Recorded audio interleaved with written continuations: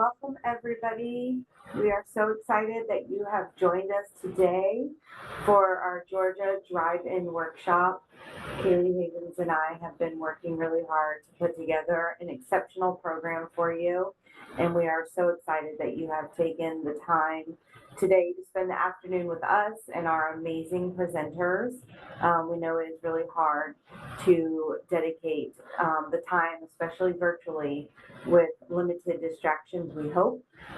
And so we are just very grateful for this opportunity. So let me turn it over to my co-host and co-presenter, Kaylee Havens, to send her welcome. Hi, everyone. Just to reiterate, Amy, we are so thankful for you guys to be here. We love a good virtual option every now and then because it makes it so much more accessible for all of us. So thank you for joining. We'll go over the agenda, but know you're going to get times to take breaks. We don't expect you to sit in front of your computer from 12:30 until 3. So just again, thankful you are here, and it's going to be a great presentation. First, we wanted to start off by introducing ourselves. Kaylee and I are the co-chairs for the Georgia Drive-In Workshop, and we have been working together for a couple of years now. So I'll start off first by introducing myself formally. My name is Amy Short. I am the District School Counseling Facilitator for Forsyth County Schools. I have been in this particular role now. This is just my second year at the district office, but I have been a public school counselor for 25 years, mostly at the high school level. I started my first couple of years off in elementary, but then moved to high school, and that's where I stayed for many, many years. I've been involved in SACAC for quite a few years now, and most recently started participating and volunteering through the drive-in workshop. This is my third year co-coordinating it, and I currently this year am a participant in the SACAC Leads program, which has been awesome. Awesome. And my name is Kaylee Havens. I work at King's Ridge Christian School as our college counselor. I'm so thankful that when I started in the profession about 10 years ago, the institution I worked for on the college side was extremely supportive of SACAC. So I've actually been a member of SACAC for as long as I've been in the profession, which is awesome and so amazing. Great organization for involvement and just to learn from our peers, both on one side and across the side. So it's awesome. I have been with college admissions for about 6 years, and then the rest of that has been on the high school side. So I do get to bring some expertise from both of those. And again, just so thankful for how helpful everyone is in this organization. So we've got some great presenters who are going to share things with you today, and we can't wait to hear from them. I'll pass it back off to Amy.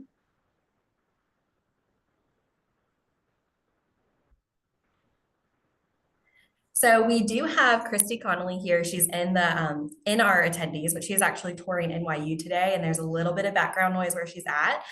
So she's bringing greetings from SACAC. So in the chat with us, but I'm kind of just gonna leave this slide up here for you guys. I wanted to talk about Christy though, because she has been with this profession for so long now. And I think that her passion is so amazing. She really has a heart for being able to bring college resources to public school counselors specifically. She's the first ever public school counselor to serve as a former SACAC president, which is just awesome. And she's currently the lead counselor at North Oconee High School.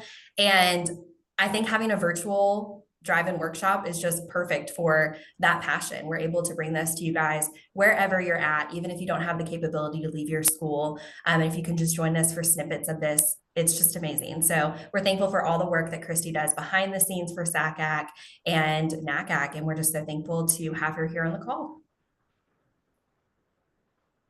So before we get started, because we know virtually sometimes you lose a little bit of the connection of being around people and the networking, we wanted to have a little bit of fun with an icebreaker and hope you guys will humor us in participating. So I participated in this icebreaker and it was so much fun, and I thought you guys would like it as well. So Kaylee and I wanted to take a minute to introduce ourselves, and this emoji game is about our first jobs. So we used emojis to try to give you guys some hints about what our very first jobs were. And if you would like to take some guesses on what you think our first jobs were, then go ahead and drop it in the chat.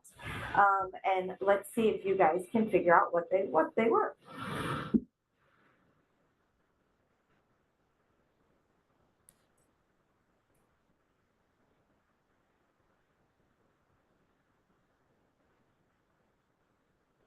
All right. These are hilarious guesses.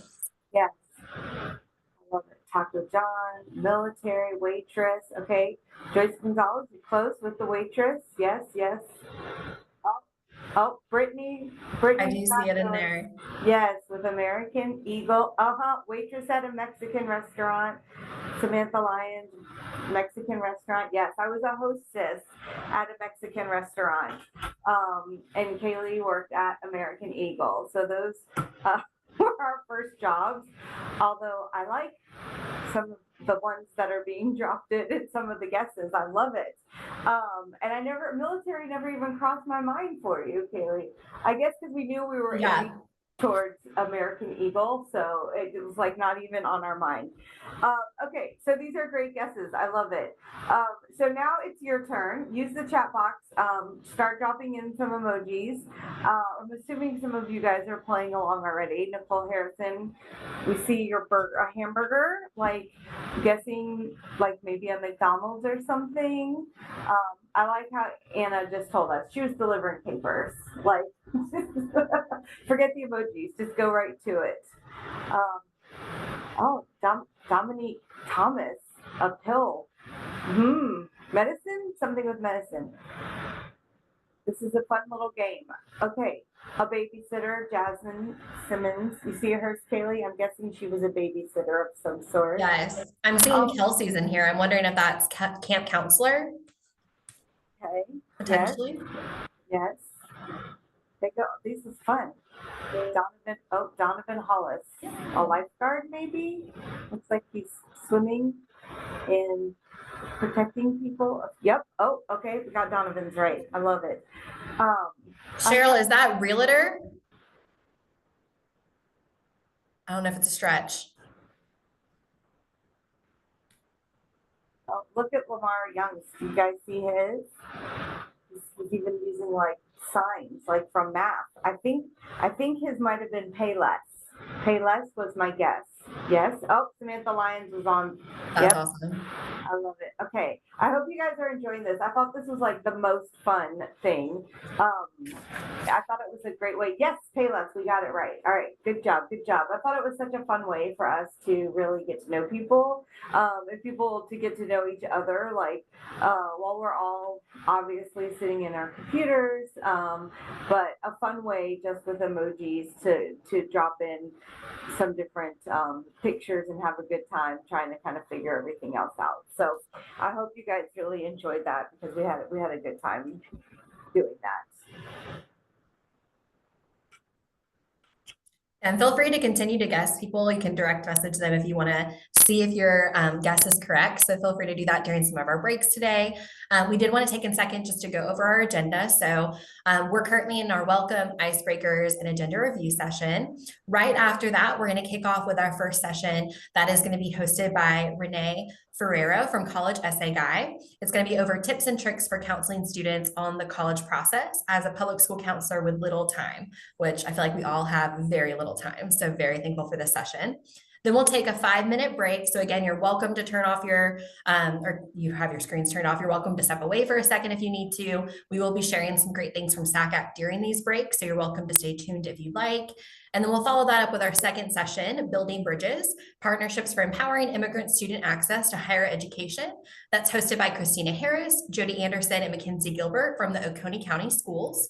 We'll take another quick 5-minute break and then wrap up with our final session. That's going to be hosted by Adrian Langford with the Georgia Student Finance Commission over FAFSA. And we'll go ahead and get started with our first session. So before we get started, just wanted to touch base about a couple of virtual meeting norms. Again, we're super excited to have you guys all here.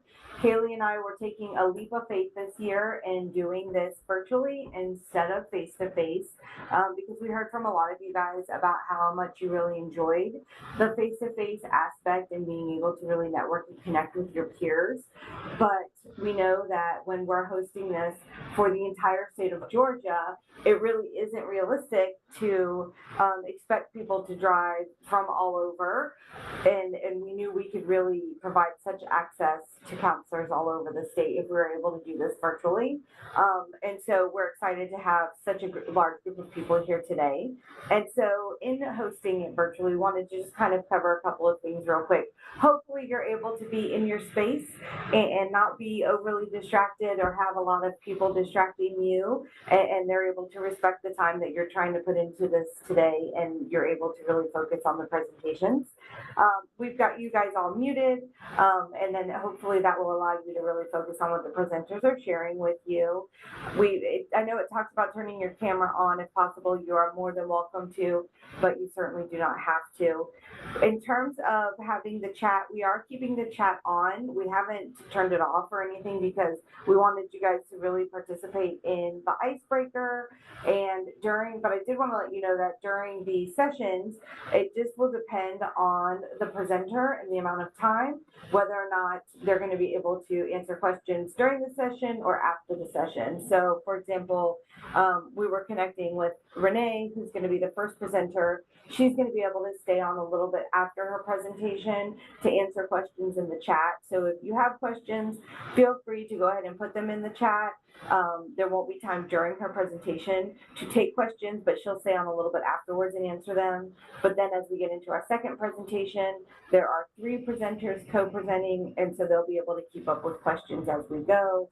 And then Adrienne at the end should have time for questions during her presentation time. So we will kind of navigate that as we go, but we wanted to make sure that you guys know there'll be some different opportunities, and just to make sure that you're able to get all of your questions answered in a variety of different ways. And then try to stay engaged as best you can. I know we're all still on our computers, but try to stay active and attentive and avoid multitasking. I know that's hard for all of us, myself included, but I'm really going to try my hardest to stay present today, and I hope that you guys will do the same. So with that, I know we're a little bit ahead of schedule, but I think this will be helpful for us to just keep the party going. And we will make sure everybody can hear everything, and you guys are good to go. I'm going to stop sharing. I'm going to turn it over to Renee and make sure that she is ready to go, and I will hand it to her. Okay, thanks, Amy. And actually, I appreciate an extra little bit of time, so maybe I will be able to take Q&A. We'll see. I'm going to share my screen. Okay, everybody can see that? Yes? Yes. Okay, good. All right, so let me just take a brief moment to introduce myself. My name is Renee Ferrerio, and I am currently the senior college counselor at College Essay Guy. So for those of you who are thinking maybe Ethan would tune in, you're stuck with me today. For those of you who know Ethan Sawyer, he's awesome. And I am here representing College Essay Guy, but also I am a former public school counselor in the Atlanta area. And I took a quick look at the participants, and I know some of you. So hello to those of you I know or that you know me. I'm excited to be able to do this. Amy and I go way back from Fulton County Schools, and I was able to do this presentation for the Forsyth County counselors. And even though I left public schools after 2 decades and I moved into an independent school here in North Carolina for 8 years, my heart still is with public school counselors and public school students. So I always want to find ways that I can give back or try to make your lives a little bit easier, because I remember the days that that I spent as a public school counselor thinking, I don't know how I'm going to get through the day, let alone the year. So I feel your pain, and I know you're out there serving the majority of the kids in the country. So before I start this, just want to let you know that there is a document that will come along with this that has every single link for everything I talk about in the presentation. So don't worry about having to write this down. And I know that the presentation is also being recorded, but you're going to get it with live links. So if there's like, wow, I want to go to that site, you're going to get this in a little bit. So let me go ahead and get started here. All right, so first thing we're going to do, and I know that not everybody on the call is a public school counselor. I know that there are public school, independent school, there may be CBOs on the call as well. Hopefully this will be helpful for everybody, because as Kaylee mentioned earlier, whether you're an independent school or a public school, you're busy, you don't have a lot of time. And so these things hopefully will make your job a little bit easier. So the agenda would be to just kind of go over what are some of the factors and the trends really that are going on with colleges, and what are colleges really looking for when they're making admissions decisions. Where can you point parents and students for help? I think that's really the key here, is that, you know, if you're getting asked questions all the time about things that you either don't know the answer to, don't have time to research yourself, or just in general, you just don't have the time, you can give the resources to the families, and hopefully that will get them to a place where they can get the answers to their questions. So I'm going to give you these resources. And also, how can you become more of an expert? Because you have so much on your plate. I have the luxury now of working for College Essay Guide. The only thing I do, well, the only thing I did when I worked at my independent school for 8 years was college counseling. But now that I'm doing, you know, college counseling independently with students across the country and the world, I have a lot more time on my hands to just do a deep dive into pretty much every aspect. And you guys don't have that time. So if there's a couple things that you can do to just kind of up level your knowledge, which I think will help across the board. And then tons of free resources for school counselors. And then I do want to mention our match letter program. So just to start off, these are some trends, and some of you, you know, I'm preaching to the choir. Many of you already know this, but for those of you who don't, you know, right now where we are in this cycle, more students are starting to report test scores. Now, more colleges haven't gone back to being test required. We have that small group, which I'll show you in a couple slides, of schools that have gone back to requiring. We have a group that are test blind, like out in California, all the UCs and the Cal States. And then the bulk of the schools, I think it's over 1,500 schools, are still test optional. However, students now, the trend is that more and more students since the beginning of the pandemic are going back to reporting test scores. So just so you know that. Public flagships are becoming very popular, especially in the South. There's a lot of reasons for that. But mainly, you know, if you live in the state of California, it's really hard to get into your state flagships, period. And that kind of goes for pretty much across the country at this point. It's hard to get into state flagships on the East Coast and in the South at this point. And I think you guys being in Georgia are probably experiencing that. But a lot of people are realizing, like, you know, the South is pretty good. We've got a great cost of living. The weather is pretty good. We've got that great football stuff that everybody loves. So it's becoming really popular and making it more increasingly difficult for students in the South to get into colleges in the South. More students are applying early action than ever before. And also students are applying to more colleges. So even though we're kind of on a demographic cliff that we're supposed to be going off, and we have less college age students, and this is going to be every year going on for the next decade or so, students are applying to more colleges per student than they have in the past. And then the popular majors like computer science, business, engineering, nursing, biology, psychology, data science, et cetera, those majors are becoming more selective, even within a very selective school setting. So the admit rates for those majors are very low. And then this is also causing hyper specialization with students who are trying to like do all that they can to prove, you know, you should admit me for business. And I've already created my own business. I have a nonprofit, et cetera, which probably equals to a lot more stress for the students and you know, mental health issues and so forth. Wait lists are getting longer across the country. Colleges are trying to protect their yield. They want to make sure that they can fill every seat. So wait listing is basically an insurance policy for them. Can't blame them, but that's kind of what's going on. There's a lot of schools out there that are starting to turn to video submissions, and Glimpse is an example. So a couple of, you know, a couple minute video for the student. So that's kind of rising in at least the work that I'm doing. Grade inflation is a thing for sure. I just did a presentation yesterday, and I was showing a slide that back in 2001, I think the average GPA for a student was like a 2.97, and flash forward to now, it's basically a 4.0. So it makes it very difficult for students to be competitive if they have 2 Bs, definitely if they have a C at some of these selective schools. First gen low income applications are increasing, and there's so much more. So I just wanted to kind of give you a little overview on trends. So when we look at standardized testing, this is the list up until today that I'm aware of schools that are actually requiring test scores. I may have missed one or two.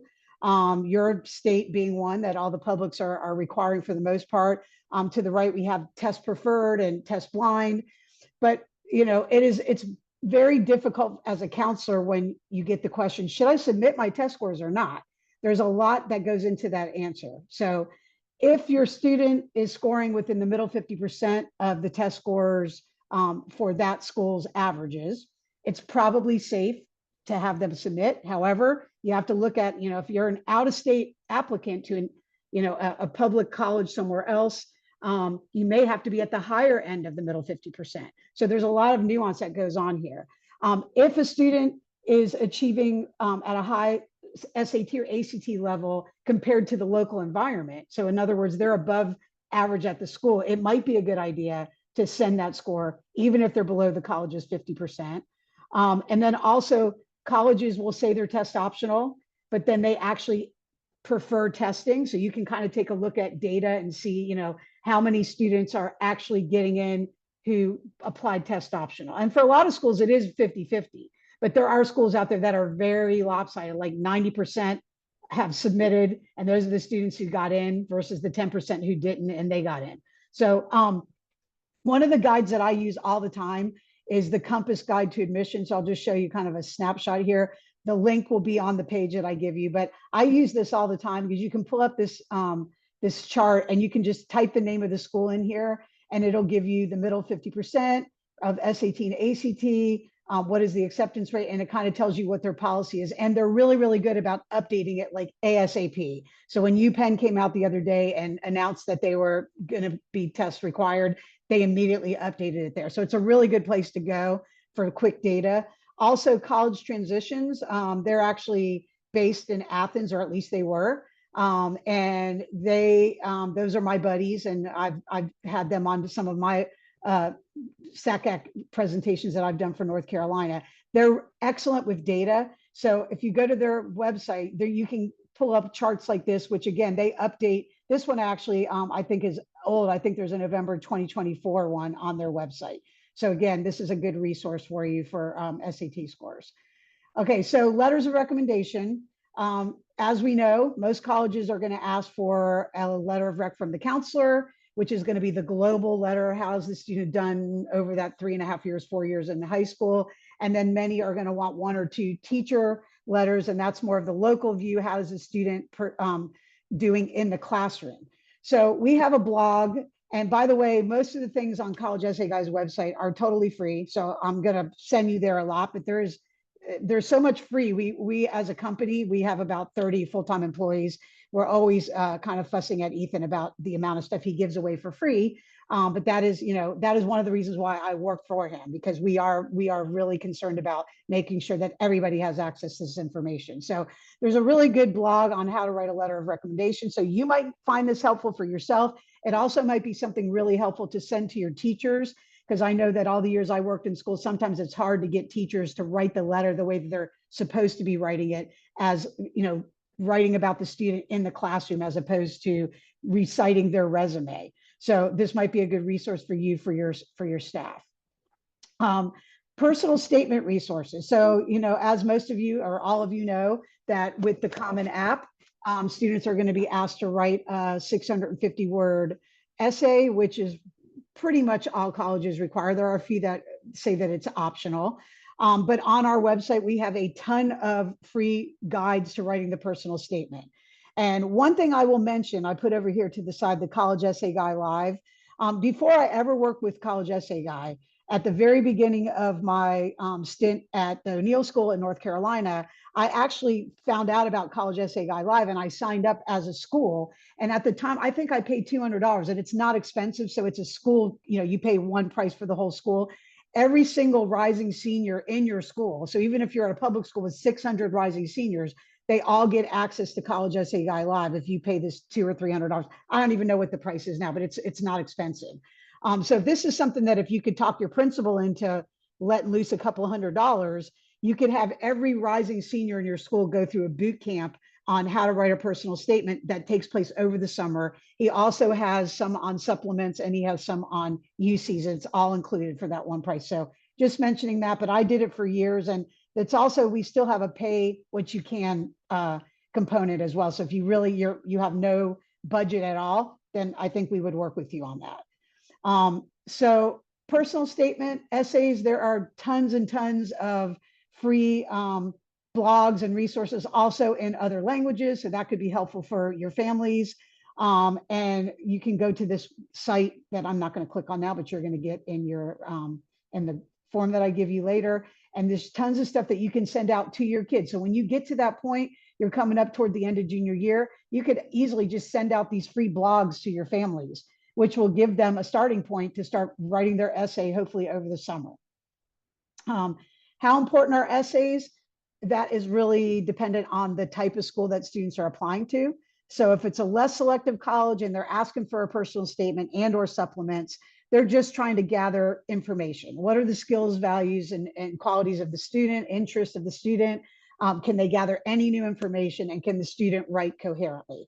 As you go up the selectivity ladder, there's going to be more emphasis on the essay. So at a selective college, a 30 to 50% admit rate, they're going to probably be looking also at, are they compelled by the applicant? And at your highly selectives, they're going to be looking for things that set the student apart from other applicants in the pool, because I've read a statistic that I think about 85% of the applicants in these selective pools are academically qualified. So they've got to look at what other things is the student doing that's going to set them apart, and how are they going to meet institutional priorities for us. Okay, so that's what this is. There evidence or validation of important institutional priorities found in the essay.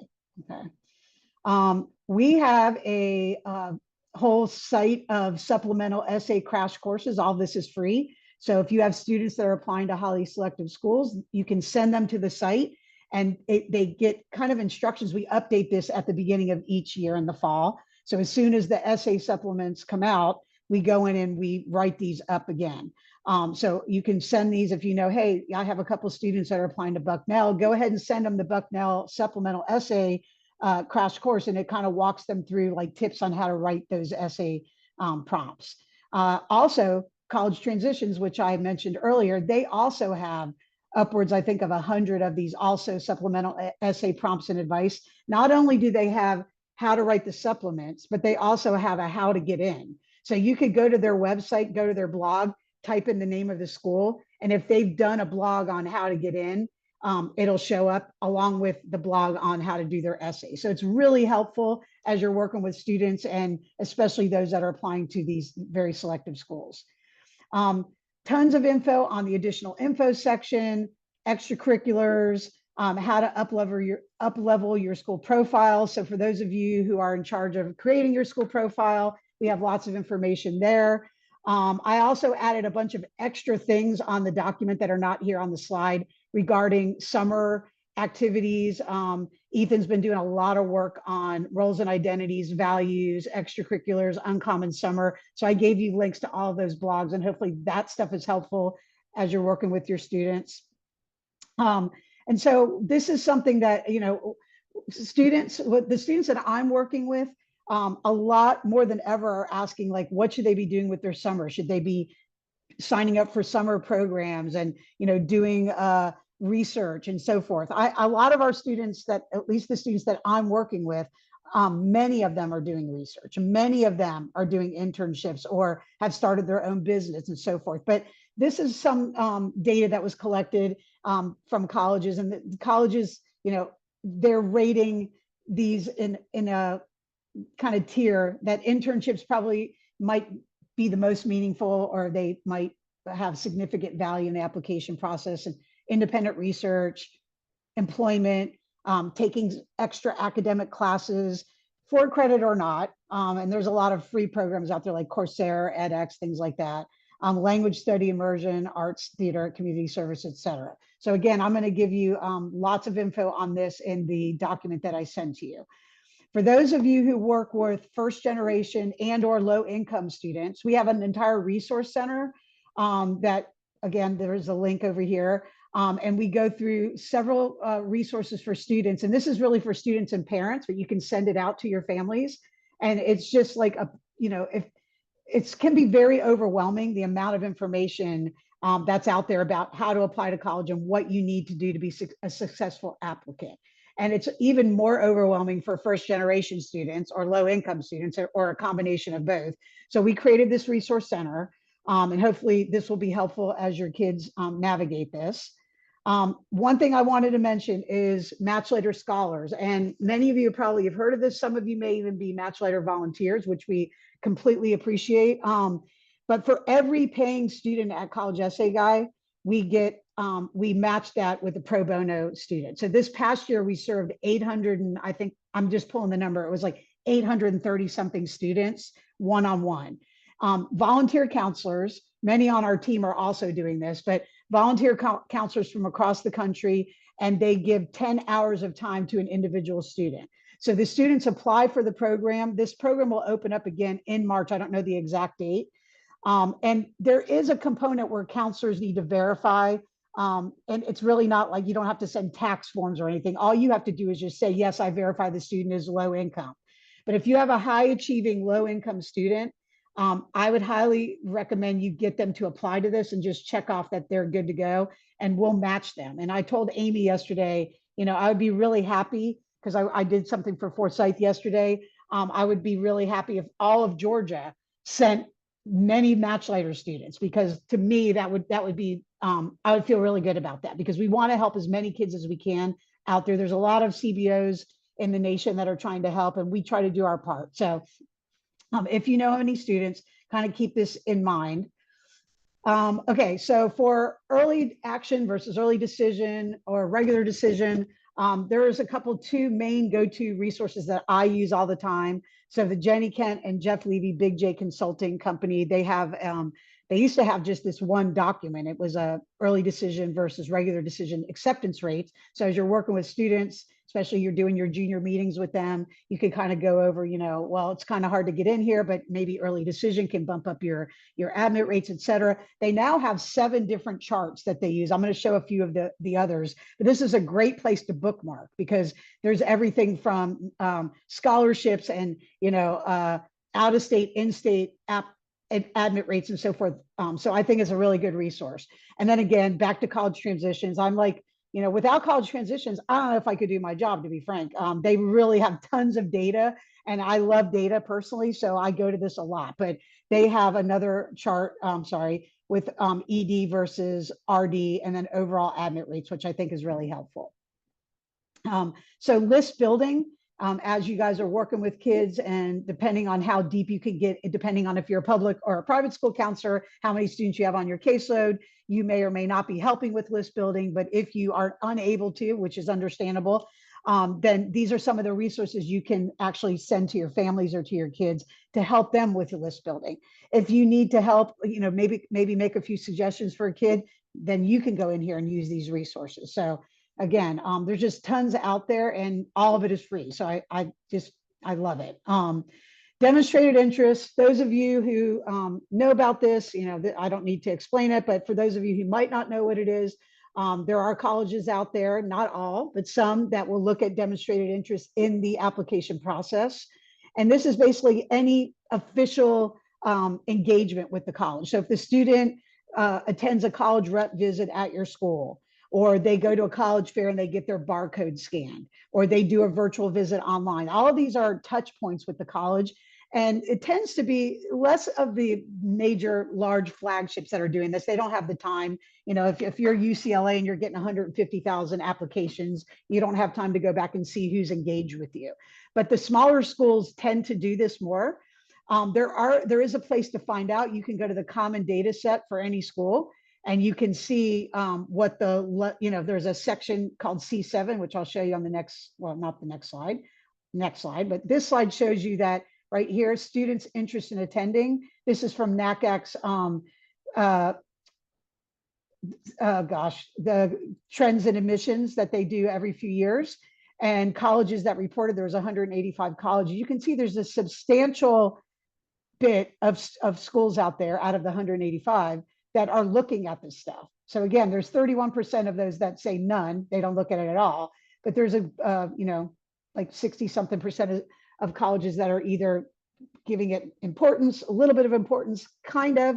And there's an argument to be made that if a school offers early decision, even if they say they don't use demonstrated interest, early decision is kind of the ultimate demonstrated interest. So, so common data set, you can pull it up for every school. You just put the name of the college and you say common data set, and you can scroll down to section C7. And usually you will see in the little box here, this happens to be Bates, but Bates considers demonstrated interest important in the process. So if you know a kid is applying to Bates or any school that maybe you know that they're looking at demonstrated interest, you might want to encourage your students to do one of the things that are here on this list, like very simply sign up for the mailing list or open up the emails that they're getting, that they've already started getting because they took the PSAT, and all these other ways to engage. I have seen it make a major difference in some students getting in or not, especially when it comes to students who are overqualified for a school. And they might be using that school as a likely school on their list, but they've never engaged. And if that school is looking at demonstrated interest, they might get deferred or waitlisted because even though they're qualified, the college doesn't believe that they are actually going to come. So this stuff could make a difference in the application outcomes. Again, course selection, there's a lot of free stuff out there. Another company that I love to go to their website, they have lots of really cool stuff, is College Match Point. They're based out in Texas, and they have all kinds of really nice, beautiful brochures that you can download and you can give out to your families. They don't care. It's all free on their website. You just have to put your email in. And I actually like that because I get all kinds of emails about webinars that they're having. And I actually sign up for webinars at all the companies. Even if we're all competitors, we all kind of work together, and I like to learn as much as I can. And especially for a school that's in Texas, there's a lot of emphasis on UT Austin or Texas A&M. So I learn a lot about that by going to some of their stuff. But if you go to their website, you can get a whole course selection guide, which might be helpful. There's tons of podcasts out there. There's all kinds of stuff on scholarships. I know you're having somebody here in a little bit talk about FAFSA, which is amazing. Jeff and Jenny have charts on domestic and international merit aid, and they update these charts every August. So if you have a student who's like, I really, in order to go to a school, I'm going to need to get a substantial amount of money, you could actually look up each individual school to see like, what is the average merit scholarship, how much need-based aid is given out average, and the percentage of students that are receiving that. Again, College Transitions has tons of stuff on financial aid as well. Very helpful.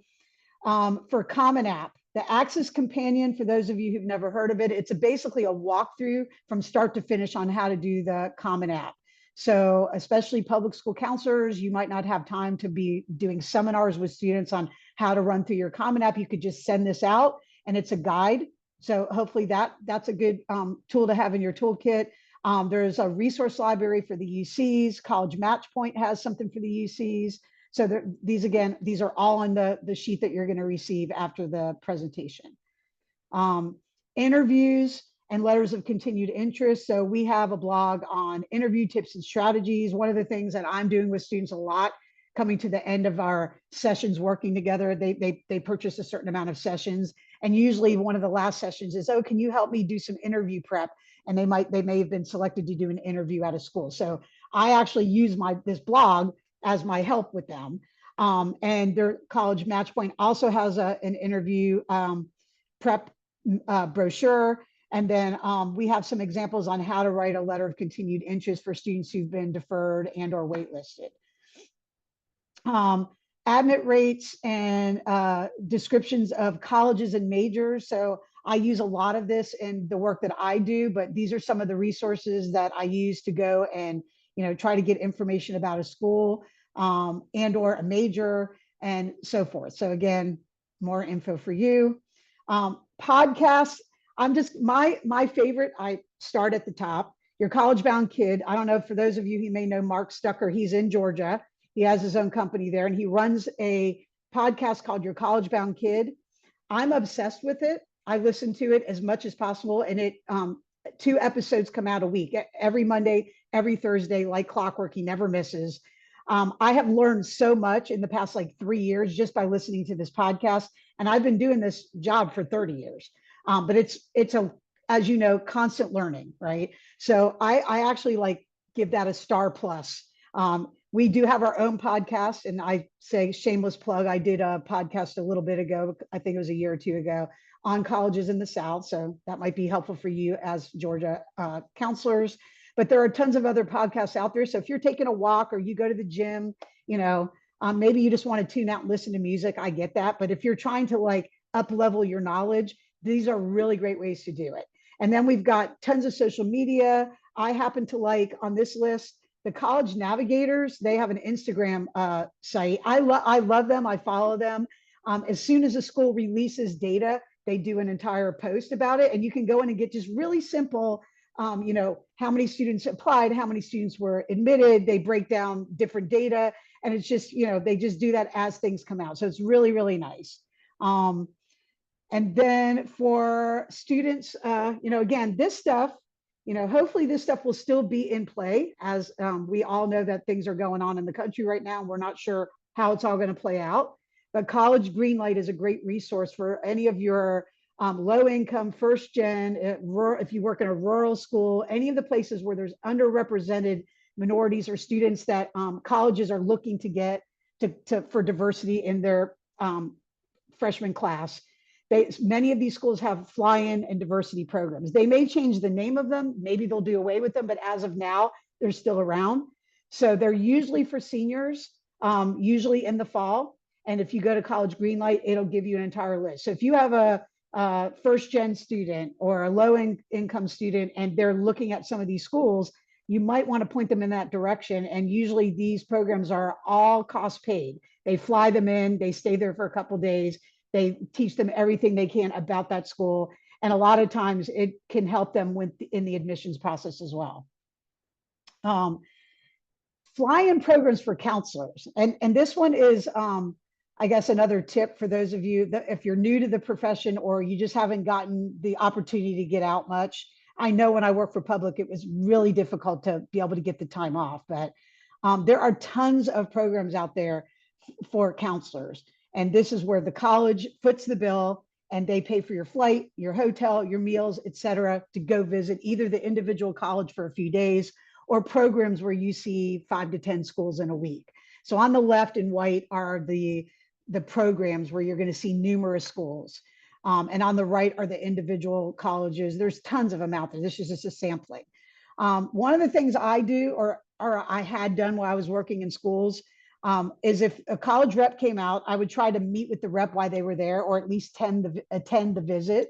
A lot harder for public school counselors, I know, but if there's an opportunity, and just ask them, especially as a public school counselor, they would like put you on the list immediately because it's so difficult to get public school counselors out of the office and onto these campuses. The other tip would be if you attend SACAC or NACAC and they have the college fair, or you attend any college fair, and you're walking around with your own child, or you take a bus of students there, go up to the tables and ask. Usually the reps that are there are the regional rep for that area where you live. And they would probably be the right person to ask to see, hey, do you have a fly-in program? I've never been on your campus. I'd like to learn more. And then you will probably get invited to some of these. So this is something that I highly recommend because it really helps you gain knowledge about campuses. I can read a lot about colleges on the website, but I think seeing the campus, seeing the surrounding area, and kind of getting a feel for the vibe on campus helps me match students with campuses when I'm trying to help them look for schools. All right, so miscellaneous. Again, I mentioned College Match Point. Stephen Antonoff, who has a book that I use frequently, and I can't remember the name of it at the moment, but tons of really cool lists in there for different things like best food or, you know, colleges near the beach. So if you're looking for specific kinds of lists, it's a really great book. There's a lot of blogs out there. NACAC has a lot of stuff on their website. And, you know, again, I've already mentioned college transitions and so forth. And then the last slide I have here is that we have a hub for public and charter school counselors. And we have some email templates that will go out monthly. So if you're looking to kind of up level your college counseling as a public school counselor with little time, which is the title of this presentation, we send out email templates every month. And these are simply things that you can cut and paste and send an email to all your junior families or sophomore families. And it's broken out by grade level. So that might be helpful to you. And all you have to do is sign up. You'll get this on the document that you get later.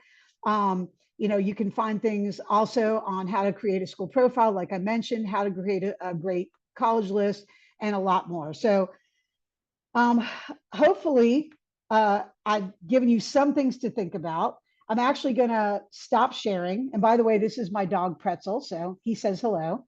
I am going to stop sharing. And basically, if anybody has questions, I think we still have time because I have until like 20 more minutes. So let me see. Okay, so far I don't have any questions, but honestly, I'm okay if anybody wanted to unmute and ask me a question and or just put it in the Q&A or the chat. And I know I talked really fast, but I trained myself because I thought I only had 40 minutes.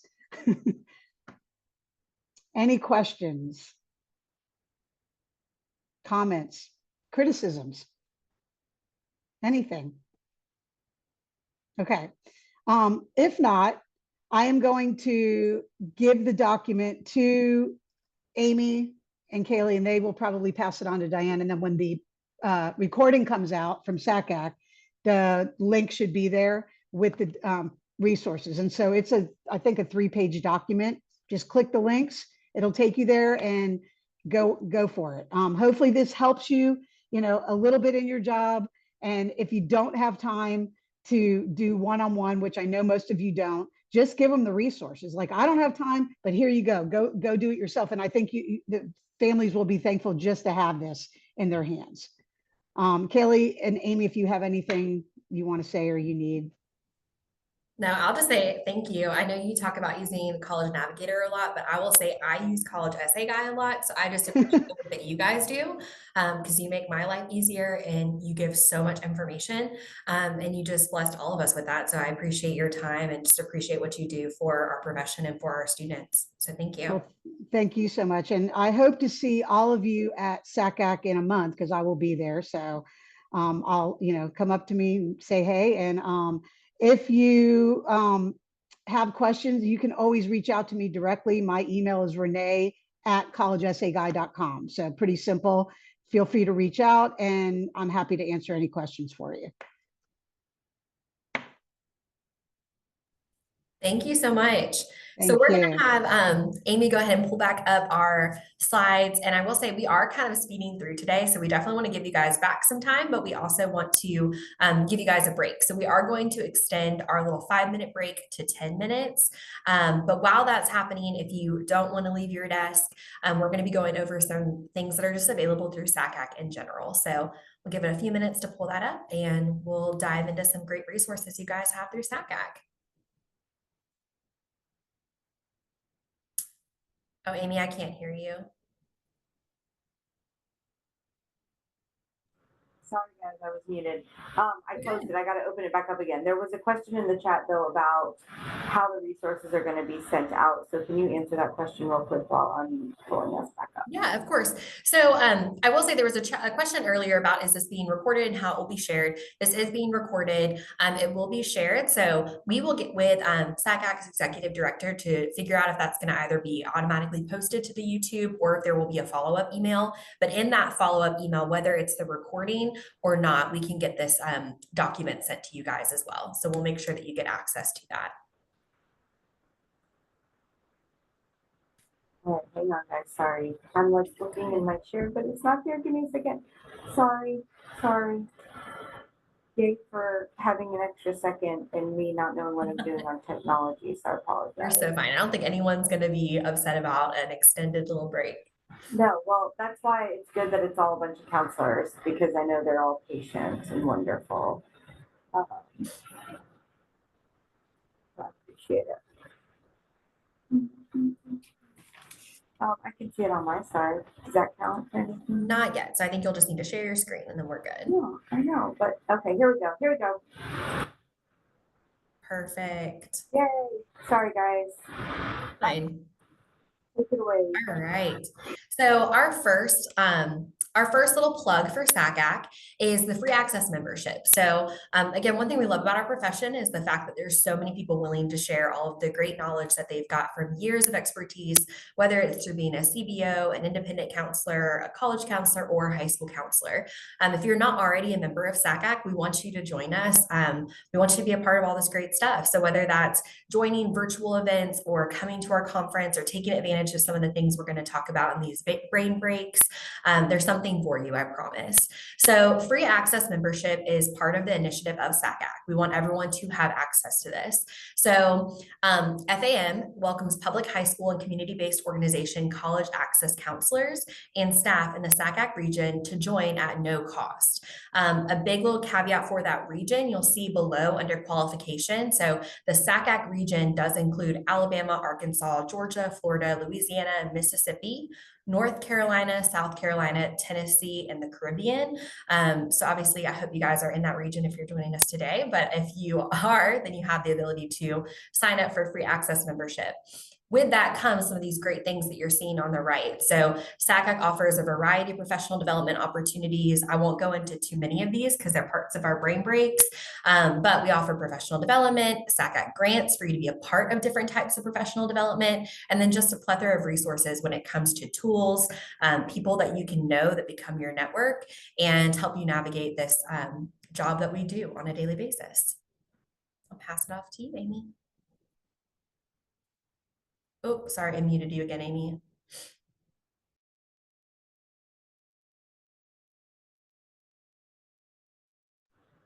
Okay. The next one I wanted to talk about, also available, a resource through SACAC, is called the Extending the Dream Grant. And so you guys can see here that this is available to SACAC members, and it can help you pay for special projects in your communities. So it comes out annually. It serves college-bound students, and it is meant to help those of you that are helping as advocates create pathways for college, for students going to college. And it is geared towards students and your activities that are helping kind of expand access and awareness. So thinking about things like college tours, some of the examples there, like clocks and calculators for ACT tests, resources and food for workshops. And I know in the public school system, like it's so hard sometimes to spend money on food. So having a grant where you can spend money on food is such a huge thing. So the grant runs typically ranges from $500 to $3,700. So there's a lot of opportunity to do stuff there. Maybe paying for transportation, things like that to get students to tours. And it opens in February, and then it closes. The notification is at the end of March. So that is another great opportunity that's available for people who are members of SACAC, and we wanted to make sure that you guys were aware about that. Now let me send it back to Kaylee. Perfect. So the counselor participation fund is very similar. It's another one of the SACAC grants, and this is providing financial assistance to secondary counselors and college representatives who have the limited financial resources, so you can attend some of those SACAC professional development opportunities. So funding is available for things like the conference itself that's coming up in March. This one's in Atlanta, so definitely want to take advantage of that. Summer seminar, the Sweet Tea Tour, and Dry Run. Now, we talked about with Christy earlier, that kind of passion and initiative for public school counselors. Preference is given to counselors in a public high school and community-based organization. So again, we really want to be able to have you guys participate if that's what you kind of fall under. And then specifically those who serve traditionally underrepresented or underserved populations. Next slide. Awesome. So the timeline here, this application opens October 9th of each year. Once you join SACAC, you're going to start getting a ton of emails that are about all of the different opportunities through SACAC, and then particular to your area. So Georgia specifically, or wherever you are located. So that would be how you get notified about this opening. I will say they do a great job of advertising that. So October 9th is when that application becomes available. December 3rd is when that deadline rolls around. The 13th is when you're going to be notified by the conference or the chairs for the conference grants. And then come mid-February, so in the next few weeks, if it hasn't already come out, you'll get the application for Sweet Tea Tour, Summer Seminar, and Dry Run grants. Those will be released or the deadline for that will be mid-March for the Sweet Tea Tour, Summer Seminar, and Dry Run. And then end of March, you'll be notified if you were selected for any of those grants. And then just a little note here that the Counselor Participation Fund is a reimbursement grant. So you will need to keep your receipts if you receive one of these, and those are due 30 days after the professional development event that you attend, and then you'll submit that to the chairs, and we have those listed here for you as well. Okay. And I think that is the end of our brain breaks, but we are still going to give you guys about, I want to say 3-ish minutes for y'all to still take a break, take a little breather, and then we'll get started right at 1:30.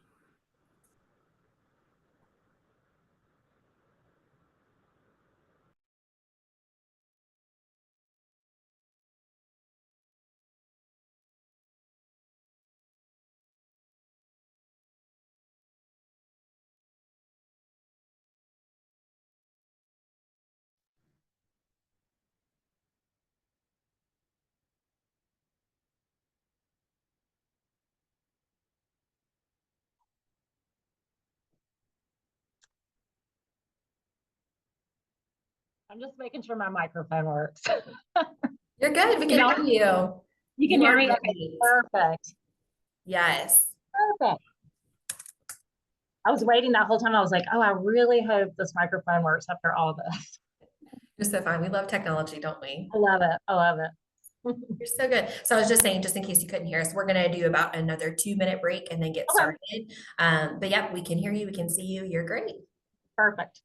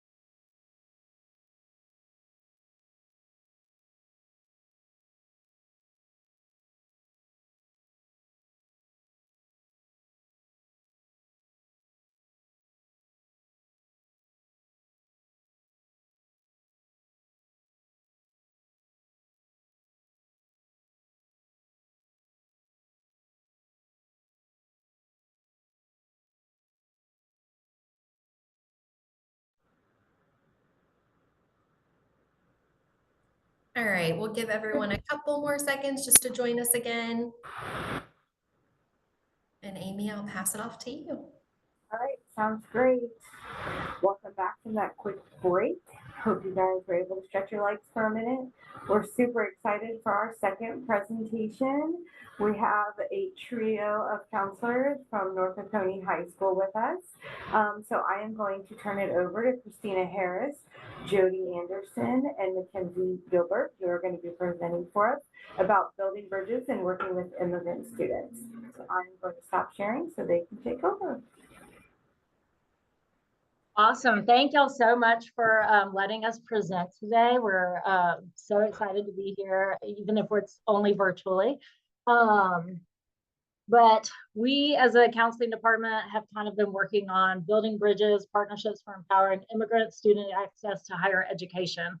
And we're doing this through a program called ULEAD. So we're going to talk a little bit about that. We're each going to kind of get into our different areas of expertise, but that's kind of where our conversation is going today. So I'm presenting with Christina Harris and Mackenzie Gilbert.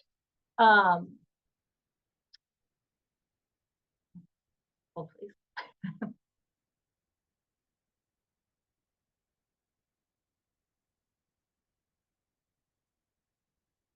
There we go. So it's funny because we're all in our own offices on one hallway, so I can hear people in other offices preparing. So Christina's just down the hall, Mackenzie's right next door, and we are 3 of 4 counselors here at North Oconee High School. We are not able to have Dr. Christy Conley with us today, but she is our lead counselor here at North Oconee, and we miss her terribly. I'm sure she's missing us in New York. But we are a school of about 1,500 students. We are near the University of Georgia. We have about 5% Hispanic population, which is sort of where this endeavor was created. And so Christina joined us 2 years ago from Social Circle. She had done a lot of work with ULEAD. ULEAD's kind of, it's more of a Clark County initiative, or that's where it started in 2014. And so Christina was able to bring that over to us when she was hired 2 years ago. So we're so excited that we have a branch of ULEAD actually here at North Oconee High School to serve that population. So she's kind of our guru of ULEAD. She's taught us so much. And so really, I think I'm like the last presenter said, like we're speaking to the people who already were preaching to the choir. So our role as school counselors, why do we partner with ULEAD? So ULEAD is a nonprofit that we partner with. We'll get more into that in the upcoming slides, but really our role as school counselors and partnering with organizations like ULEAD is to give access to higher education for our students who are underadvantaged, disadvantaged. So what Christina's brought here, again, I say is the NOHS ULEAD, which is just a pocket, like a subgroup of the bigger ULEAD that serves a larger area. So they serve Clark, Barrow, Oconee, Oglethorpe, Madison, and Jackson County. So pretty much any county that touches Clark County is what they serve. And then it's a volunteer nonprofit organization that strives for equal access to higher education regardless of immigration status. Like I said, it started in 2014. It's a volunteer nonprofit, and it helps students with DACA, TPS status. It was founded in 2014 in response to policies in Georgia that deny underdocumented immigrants admission to selective universities. And so students at universities are required to pay the highest tuition rate at any of the 2 and 4 university or 2 and 4 year institutions in Georgia. So that's kind of where ULEAD was born. That's what necessitated a group like this. So they work with anyone, regardless of immigration status. And then this is just an overview during this presentation, what we'll cover, which is immigration and documentation statuses. There are so many, I don't know how people keep up. If you watch the news at night, it is like speaking a different language, trying to interpret all of the different immigration statuses, but there are plenty, and status is fluid. And that's kind of something we wanna concentrate on today and within the work that we do with students. And so we're going to talk about barriers to higher education in Georgia, college access strategies, which there are so many. We're, again, so blessed to have Christina on our team because she has brought us so many new ideas about how we can actually help these students acquire a higher education in a very, I would say Georgia is one of the most limited, and we'll talk about that later, but we very much limit access to higher education. And we're going to talk about a lot of scholarship opportunities for these students. So understanding statuses. So why we say underdocumented. So you will hear all kinds of things if you watch any sort of news source, if you talk to people, if you get on the internet. But why we say underdocumented instead of undocumented is because, like I said, documentation is fluid. Circumstances can be adjusted. It's legally inaccurate because it's actually a civil offense and not a criminal offense to be here underdocumented. And so it kind of gives just an overall connotation that these people are wrong. They are doing something wrong. They are breaking the law. And it also, you know, it impacts the way young people feel about themselves and their place in this world, especially if you did not come here, you know, knowing your immigration status. And so we use the term underdocumented. It can illegal, immigrant, alien can be a code word for racial and ethnic hatred. And so the overall is in the bold at the bottom. The term illegal, immigrant, alien is outdated, offensive, and carries negative connotations. So that's kind of the overarching reason that we use the term underdocumented. It's very inclusive.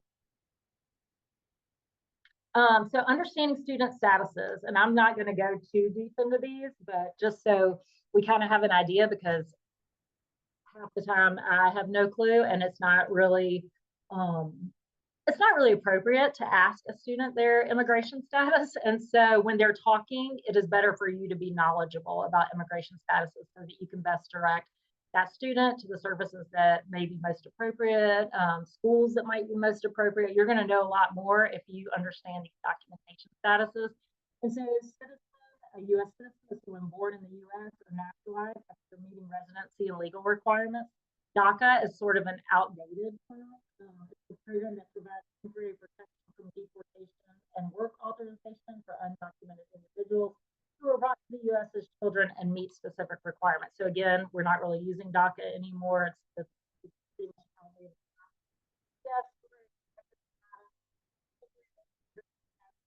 individuals from certain countries experiencing ongoing armed conflict, environmental disaster, extraordinary conditions that make returning unsafe, and then various visa statuses. The main ones we'll be working with are within education is the F1 visa is for academic students enrolled in U.S. institutions. Sorry, it says if I turn my head, you can't hear me.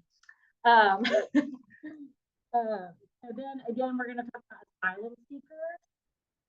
Those are people who have fled their home country due to persecution and is seeking protection in the U.S. Refugee, a person forced to leave their home country due to persecution or violence. Underdocumented, which is what we talked about, it's just a broad term referring to all immigration statuses.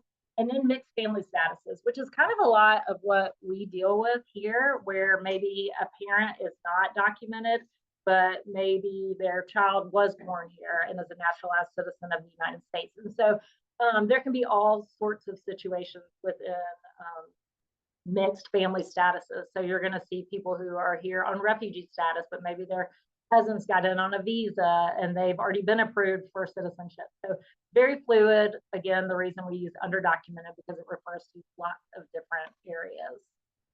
And I can jump in here. I know it was a little hard to hear for a couple, and I think I know which ones those were.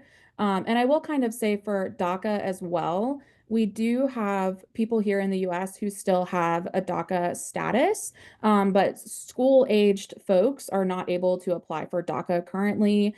People who have DACA can renew their application.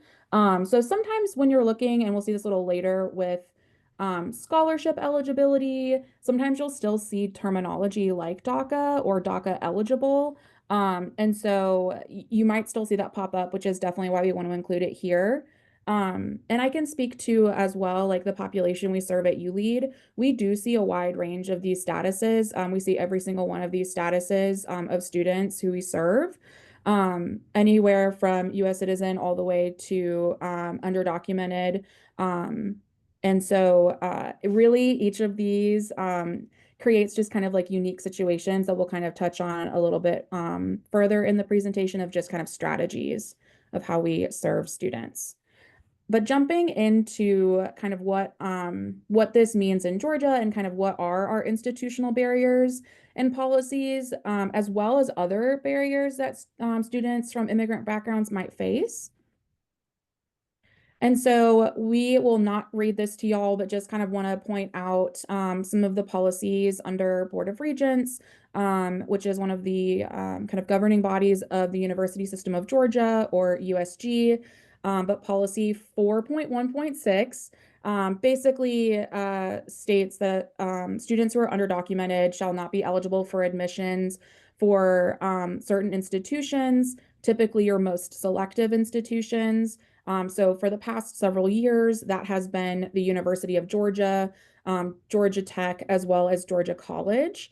So these three schools currently ban students who are underdocumented, and we'll kind of clarify exactly what we mean by underdocumented with these policies in a few slides. But just want to give some kind of context to this visual aid that we have for everybody. Another policy that we kind of work with students through is tuition classification. So again, this is another policy in Board of Regents, or under USG Board of Regents, 4.3.2.3. Don't have to remember that. Basically, it's saying students who are underdocumented or non-citizens shall not be classified for in-state tuition. So typically what this means is students are going to be either classified as out of state, or I think now most USG schools have an out of country code that they will classify students with, or sometimes you might have seen it as international tuition. And I know we're talking about USG policies, but we have done some research as well. Our TCSG schools, our technical college system schools, their policies tend to mirror these. It's just a different policy. It's under their state board for TCSG. And yes, I'm super happy to go back to the schools that ban. So here was the policy under Board of Regents 4.1.6.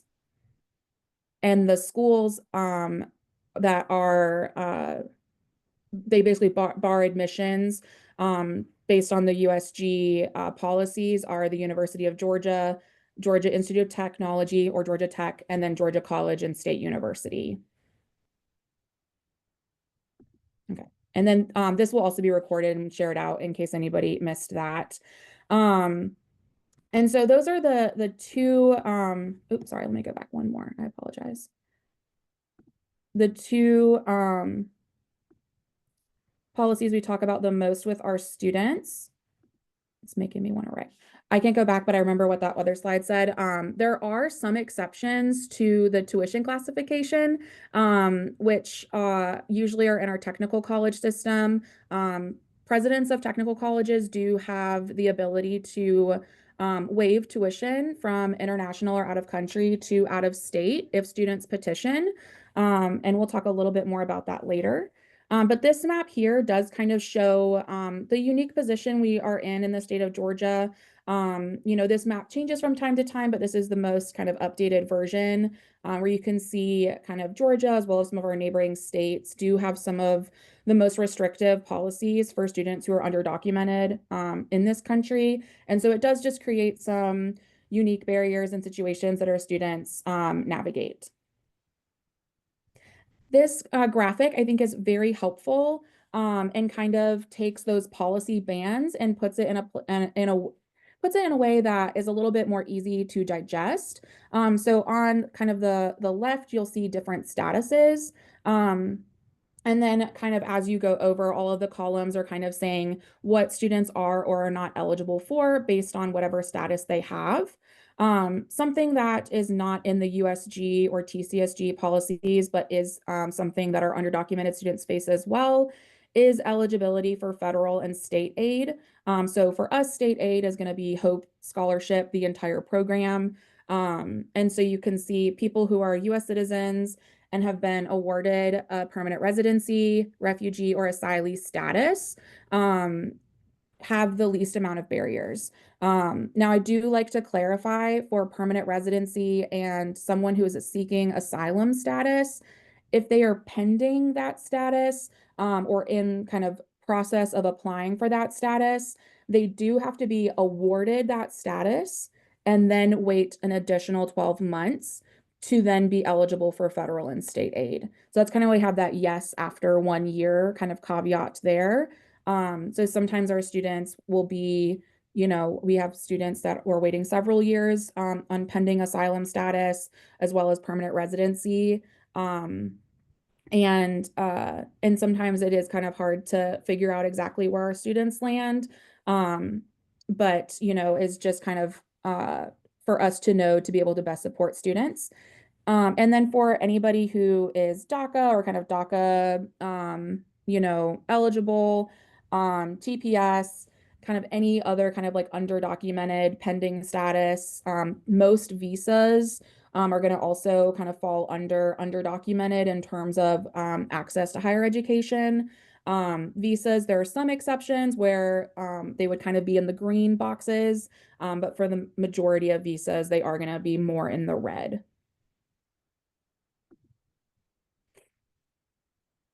So just also bringing in some of those other barriers we're talking about that our students face. I think there's already just natural barriers in terms of higher education. And then we layer on that our students in this category are usually either immigrants themselves or coming from immigrant families, and may know that some of these barriers exist and know that there are other things for them to work through.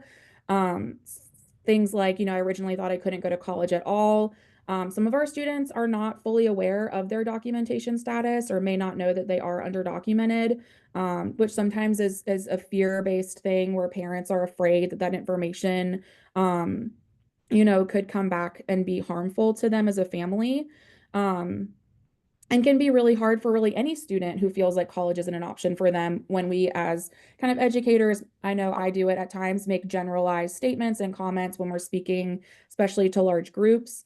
Also, just looking at the expense of college, again, it's a barrier for most students, but even more so for underdocumented. Referring back to that chart we were just looking at where federal and state aid is not accessible for students who are underdocumented.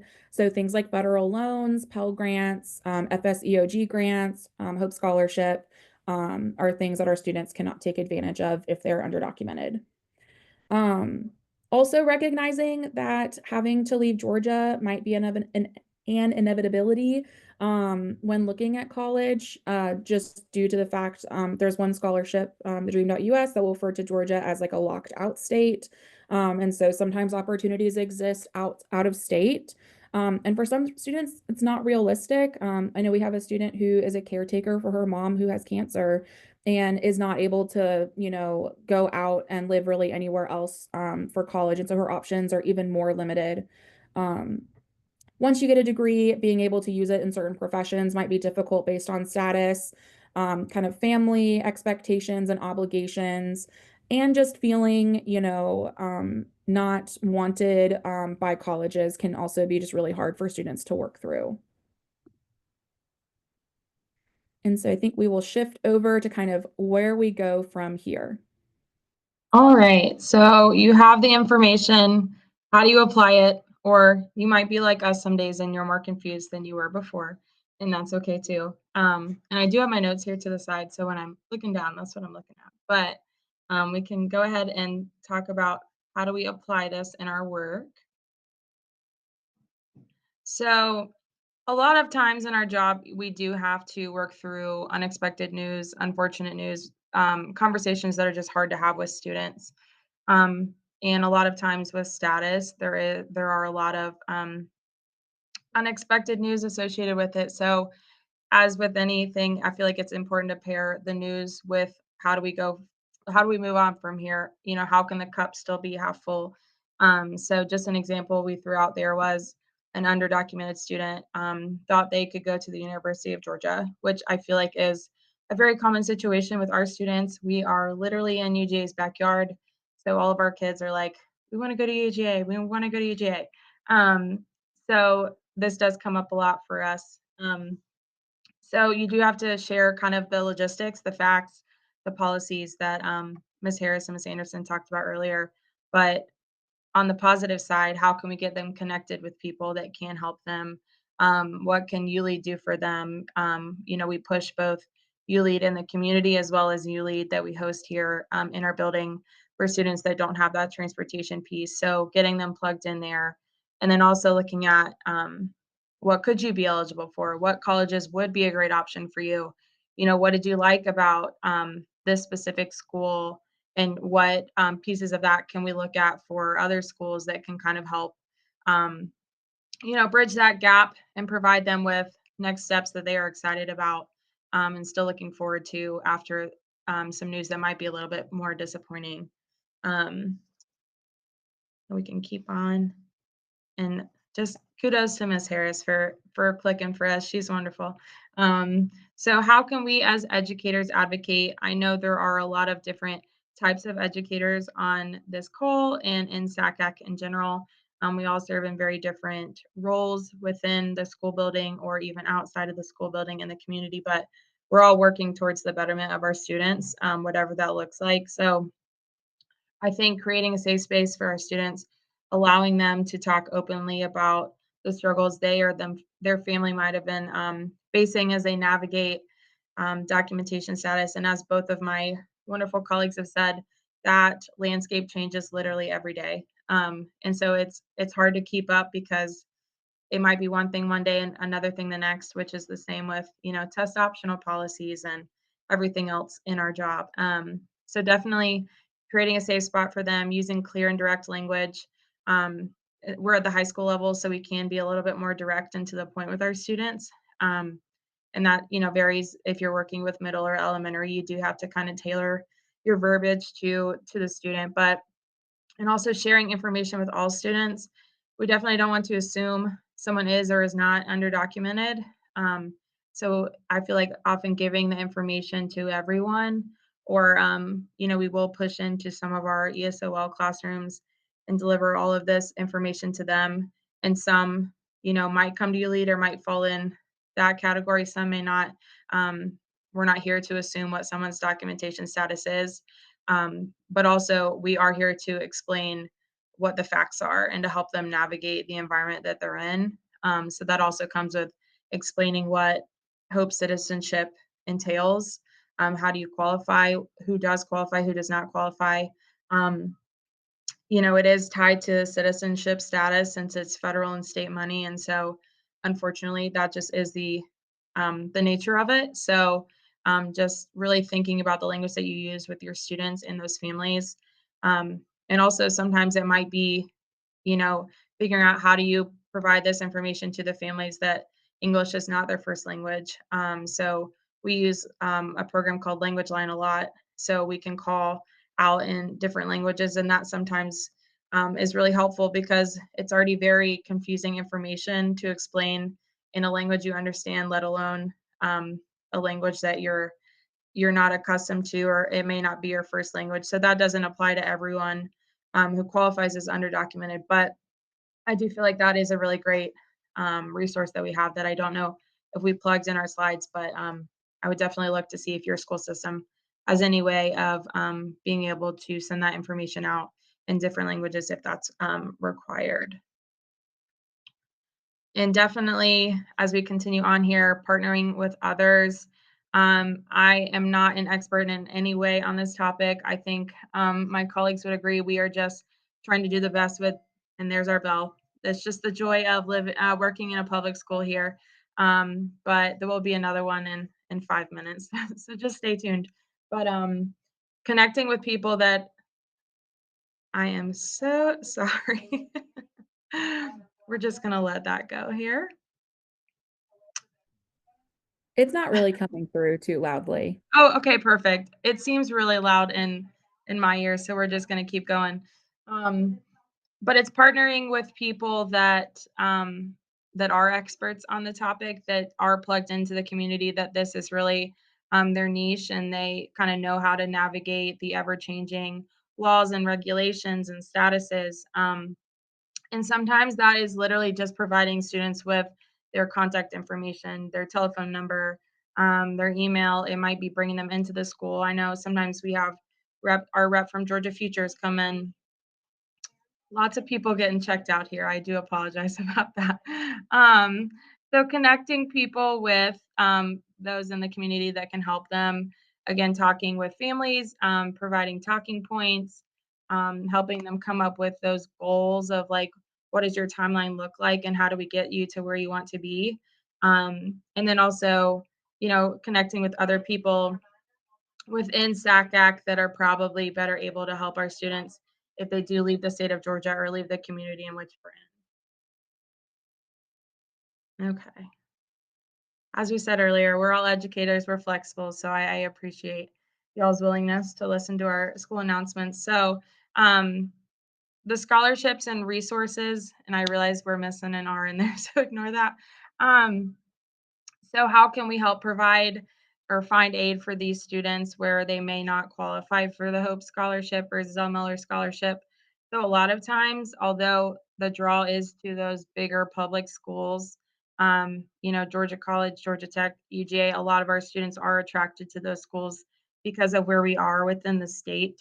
But your underdocumented students are often going to be better off looking at your more private nonprofit schools just because of how the funding works, especially those schools that might be looking to expand their student groups or increase the diversity on campus. They might be looking at smaller, more specific regional schools that have lots of money and lots of financial resources, and they have the flexibility to extend that to students. And it's not as regulated as Hope and Zell. And then also those students that have the terminology such as like meet full financial need or meet most financial need.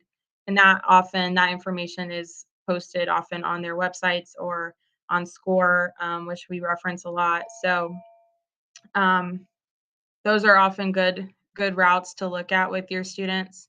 And I think that's really where we come in, is like kind of pulling up that information with them and being like, okay, well, this plan A that you had, it may not work, but look at plan B, C, and D. Like these are great options, and there's really cool programs and opportunities for you here. So just kind of reframing and showing them that like there are opportunities out there for you. All right. And then also looking at the technical colleges, I know Christina kind of alluded to this part earlier, but there is a little bit of flexibility there with TCSG and the fee waivers and kind of qualifying them as out of state versus international. And sometimes that can be a very large funding gap. If you've ever looked at the international versus the out of state versus the in state, for some of those schools, it is a lot of money. So that can sometimes help in that way. Um, and, the schools have the discretion of how they can grant fee waivers. So we're here to advocate for them. But at the end of the day, we're not making that final decision.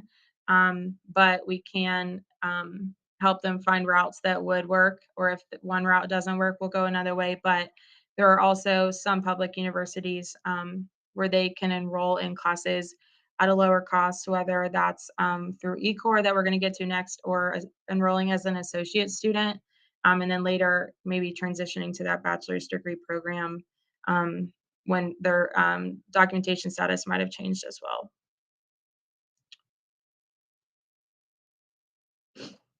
And the eCore, so I actually heard about eCore initially at a GSCA event, so love the collaboration between all the different organizations that was mentioned. But these are your online classes with USG, and we are talking a lot about Georgia because this is where we live. This is the student population we're working with. So I know not everyone, well, I guess everyone is from the state of Georgia because it's a Georgia drive-in, but SACAC in general, reaches a lot of different pockets of the country. So, but those online classes, they are the same amount per credit hour for all students.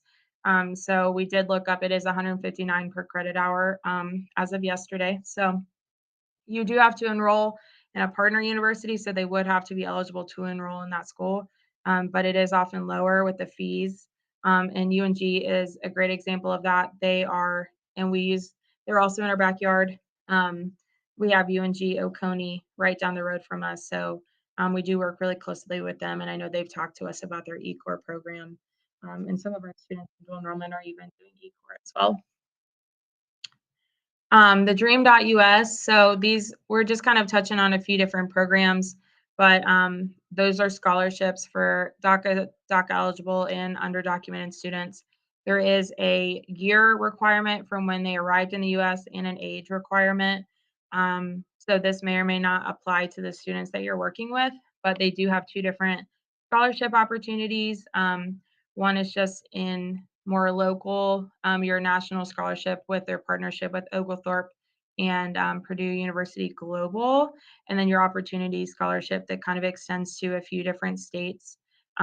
So that is one option that you could look at with your student. It does require the essay, the transcript, the test score, which most of the programs and scholarships and schools they're looking at would require that anyway. So just wanted to keep on your radar when working with those students. I will say for this one too, I know we put the year requirement on here, which is 2019, but this scholarship, that year changes every year.